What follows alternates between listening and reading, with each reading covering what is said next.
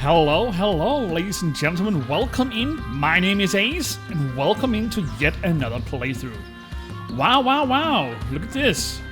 Talk about being in a classic game now, right? Well, I was kind of thinking about showing you how since that I've talked about them so many times, how a standard old hidden object game looked like. And I was kind of sitting the other day and saying, what was the first game that actually got me into this? And I was looking, and I actually saw that in the very bottom of my launcher, I had the very first, if I list them in purchase order, I have the very first two games that I bought, which got me into this. And I actually found it by a surprise. I can definitely remember this one. This was the first game that I played and bought back in 2007.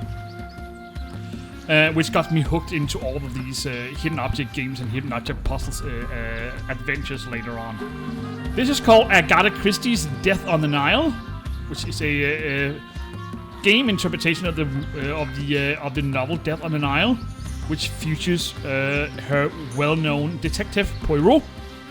And this is the first out of 3 games so far, as far as I can see. I've played the first 2. I do have the first 2. I haven't played the third game. And this was released back in 2007. And I think it's an Alawar game. Alawar was quite popular and well known for distributing and publishing these games back in the other days. So they have a lot under their sleeve. This is developed by a company called Floodlight Games, which is very hard to find any information on, but they did develop some other games for Alawar as well, and I really like the scene and the setup they set in these games. But other than that, I can't find any other information about. I don't know if they're still around. I don't know if they're still active or if they're shut down or anything. There isn't any webpage belonging to this company, so it's kind of hard to find any information on it. Anyway, let's go down the nostalgic line, or the nostalgic ways, shall we? This is just a standard version. There wasn't anything called a collector's edition back then with these games, so there isn't any bonus chapter or anything. This is just a standard game. So let's just jump right into the game, shall we? A classic hidden object game. Let's go.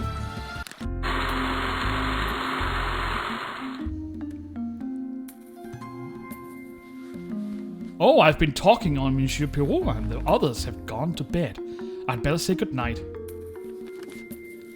Please don't desert me yet, Miss Robson. Girls have to stick together.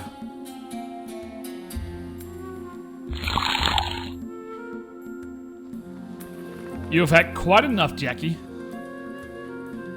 Are you afraid I'll tell Miss Robson the story of my life? We weren't engaged, you know, before he married Lynette. Oh, it's late. You're making a fool of yourself. For God's sake, go to bed. Fool? You're the fool, Simon. I told you I'd kill you sooner than see you go to another woman.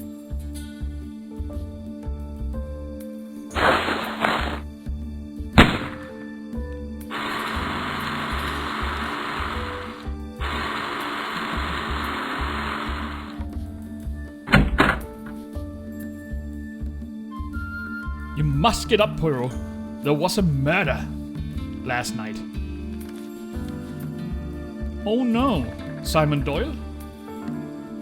How did you know? Simon was shot by Mr. Belfort, but he is in stable condition. No, the victim was Lynette Doyle, Simon's wife. She was shot in her bed. The captain's asked if you will investigate. May we? You will assist me, I hope. We begin at once.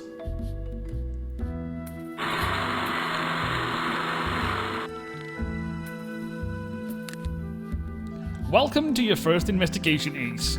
The rooms with pictures are available to you in this investigation. Click on a room to start finding clues. For detailed help, go to the game menu and click help.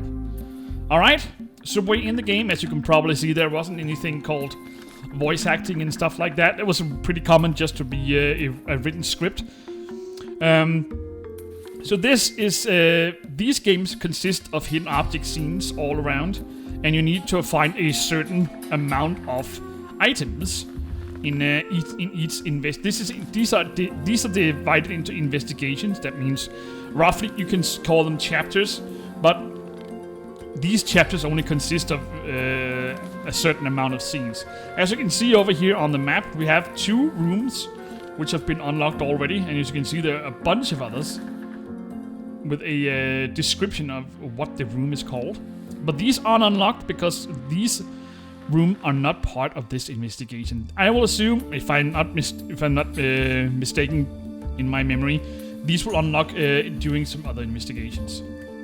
But first, we have these 2, Lynette Doyle's room and the baggage room. So let's see. We have a description over here. So we need to investigate Lynette Doyle. She was the one that was murdered in her bed. And we need to examine 18 items, and find 4 clues. Supposedly we also have some questions to ask. Can't remember what that is. I can hardly remember how this game is, but I do have some vague memories of it. Anyway, let's just jump right into the investigation, shall we? This is a time game. That means we have a certain amount of time to complete everything before this timer runs out. Otherwise, we'll fail the game and we'll start over. So let's just start with the Lynette Doyle room. All of the items on Pari's list can be found in this scene. Click on them when you find them. Alright, as you can see, this is how they worked back then. There are tons of different games from the other days that basically works like this, where you have a task list out in the either left or right side, or in the bottom. Big Fish Games also started by doing this. Games like these back in the days, for example, the Mystery Case Files, actually started just like this, where you have a task list and you can choose which kind of scene you want to start out with.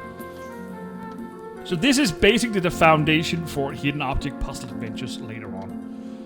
Anyway, we got a crimson letter, 12 pieces of photo, Egyptian eye, 2 bottles of polish, a box to adorn, a bear, turtle, glass carafe, and shoes. So we have items, 18 in total. I guess it's for both scenes, and 4 of these are clues. I do have some hints. I will try not to use those as well. So let's see, a crimson letter. I don't know, a letter. I assume it's an envelope or something.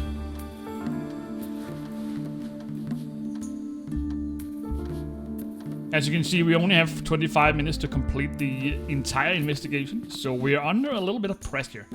But I assume we'll be finished before that. 12 pieces of photo. I can definitely do that. Someone has ripped up a photograph. Must find all the pieces. I guess this is one of the clues. Number 3. As you can see, everything is just embedded on top of each other. That was a standard thing back then.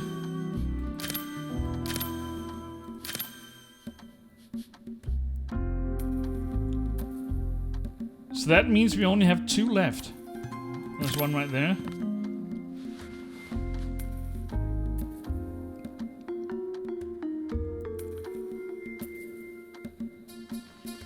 There's one right there. Look, it's inside the book. Alright. Egyptian eye. That must be the one there. 2 bottles of polish. Located next to each other. We found a clue. Very peculiar. One bottle says rose and it's full of pink polish. The other says pale rose and contains a small amount of dark and red liquid. I will look at it more closely later. A box to adorn.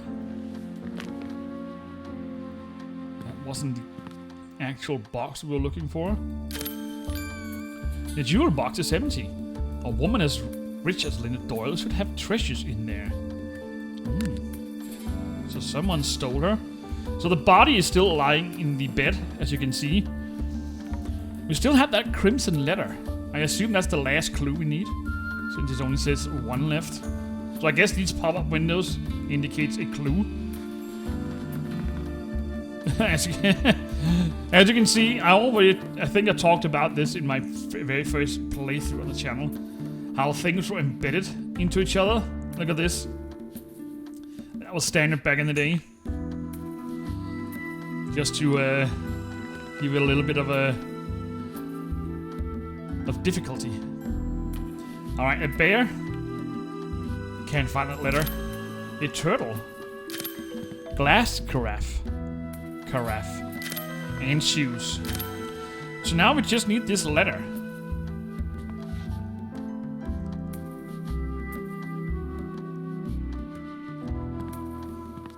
What's this? Oh, a letter. Okay. Yeah. A letter. Writing a J on the wall. A bit obvious. I apologize for my friend. For my French, it isn't pronounced correctly. Alright, as you can see, we got a check mark on the dinner door room. That means we're done in there. Now we just need the Beckett's room. What a bunch of mess. Look at that. Okay. 3 horses, a cup, rake, red satchel, drum, baseball glove, bucket boom, and dog. So 3 horses. There's one right there.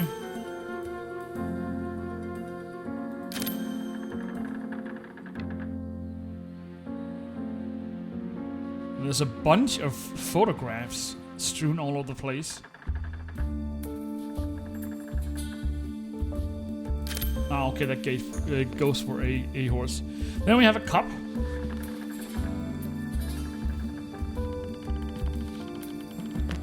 A cup. And as you can see, I know we're back in the... I don't know when Poirot was active doing his... I don't know, he's a phantom figure. But when he was... at what time? In the... in which time period he operates. But as you can definitely see, I would venture we're back in the 20s. Maybe 10s, I don't know. But you can definitely see there is a lot of things which are common things for that area. I don't know about the host, but maybe, I don't know if rubber was invented back then. But as you can definitely see, there is tons of things. Maybe the 30s, maybe the 40s, I don't know in which time period he was active. But as you can definitely see, there isn't any items in here which isn't from the, at that time, present area. Alright, enough talking. Let's find a cup. Sure is hard to locate.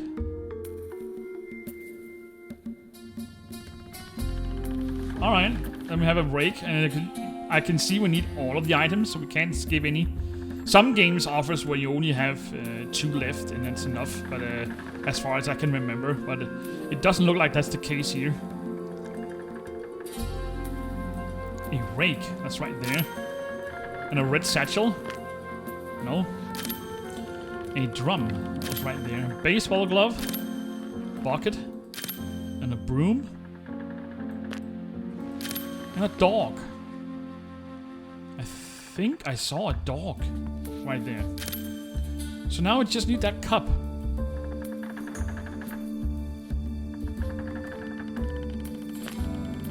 That's a canteen. It isn't this one.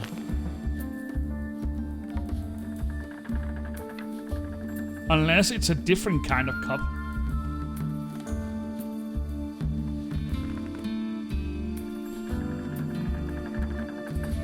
Ah, it's right there.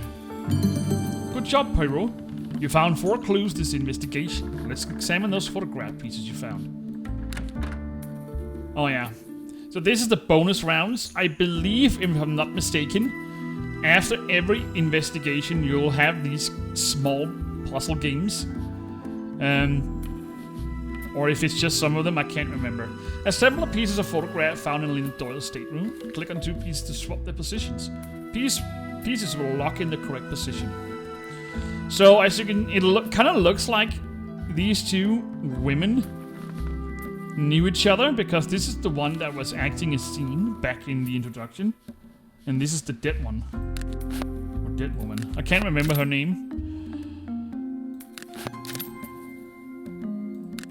Okay, so they are becoming a black background once we finish them. Looks like some kind of hunting picture. Lynette Doyle and Jacqueline de Belfort were on the shooting team together at school. They were perhaps rivals in more ways than one. Interesting.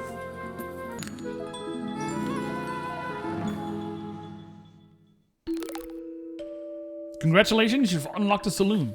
Click on the saloon card to question subjects. Ah, okay. So now we're in investigation number 2. We are investigating Simon Doyle. We have 38 items, 3 clues, and 7 questions to ask. I guess this is the saloon. The saloon. Suspects that are highlighted have new questions available. Click on the highlighted suspect and a list of topics will appear on Peru's notebook. Click on a topic to ask the question. While you're in the saloon, the timer is paused. Take your time. Click on any character and their name will appear in the notebook. Click on the suspect's name to see their bio. In each investigation, there are new questions to ask. Sometimes clue items you will find also give you a new question. The saloon cards shake and glow when there are new questions. After you ask about a topic, it will remain in the notebook in a grayed down color. To review past dialogue, just click on the topic again. Okay, so this is how we are investigating the suspects. Click on one of the highlighted characters to talk to them. Alright, so we have 4 different. Click on a name to get a bio. Click on a topic to ask a question. Miss Robson is from Belfield, Connecticut. Her father failed in business and left the family penniless.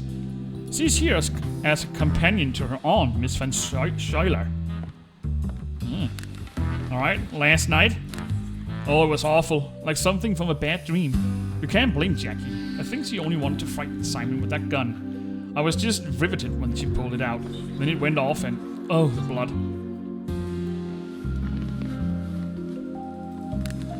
Mr. Fanthorpe and I helped Jackie to her room. She was absolutely hysterical. Nurse Bowers gave her a shot to calm her down and I went to bed. Honestly, Mr. Puri, Jackie wasn't capable of doing any more mischief last night. If you have seen her, you'll understand. Alright. And then this one became active. Jim Fanthorpe. Fanthorpe is an English solicitor. He's on vacation for the first time in Egypt. I wish everyone had gone to bed after you left Peru, but Jackie was on a tear. I didn't feel right leaving Cornelia alone with those two, so I stuck around. Sure enough, there was soon a dreadful row. I heard a popping sound and saw Simon clutching a blood-soaked handkerchief to his leg. He told Cornelia and me to get Jackie to her room. She was sobbing like a banshee by then. Women. We got her settled and I went to fetch Dr. Bessner. I helped him get Simon to his room. Bloody awful mess it was. After that I went to bed. I have sick, if you must know. Alright, the gun. Jackie dropped the gun after shooting Simon, then kicked it under the divan, almost as if she hated it. Simon was the one to remember it all. Simon was the one to remember it in all the fuss. After we got him settled, he told me I'd better go fetch it. Oh! So it actually auto, I didn't get the last statement, let me just, I went to the saloon, but the gun was gone. I don't know what happened to it. Alright? Dr. Bessner. Dr. Bessner runs a private medical clinic in southern Bavaria. His facility offers rest and relaxation as well as interesting new treatments. Bessner highly values his reputation, his ability to attract society patients. I was sleeping when Fanthorpe knocked on my door. He said Mr. Doyle had been shot. I examined Doyle in the saloon. His brain was shattered by the bullet and he had lost a great deal of blood. Could he have moved in such a condition? 9. Absolutely not. Alright. She was shot in her sleep between midnight and 2 a.m. It was a small bullet, perhaps a .22. The pistol was held close against her head like so close the skin was scorched. And the bullet in Mr. Doyle's leg, could the same gun have been used? Both bullets must be extracted before we can say definitely. But yeah, very likely the same weapon. The J in blood. That J written in blood on the head of the bed? Ha! Preposterous. Do they think we're the morons? Linda Doyle died in an instant. There was no time for the writing of a clue. No. I will testify to that in court. So this is Mrs. Bowers, the nurse. Miss Bowers is a trained nurse currently in the employ of Miss Van Schuyler. She is a logical woman who rarely makes a fuss about anything. I heard crying as Jackie was led from the saloon and went to see if I could help. I gave her a shot of morphine and stayed with her till morning. It wasn't strictly necessary. That shot would have laid the horse out until breakfast. So this is the wounded Simon Doyle. Simon Doyle came from a family of good name but little fortune. He was employed by a firm in London before being laid off.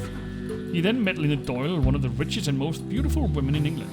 He served as her estate manager for a short time before they become engaged.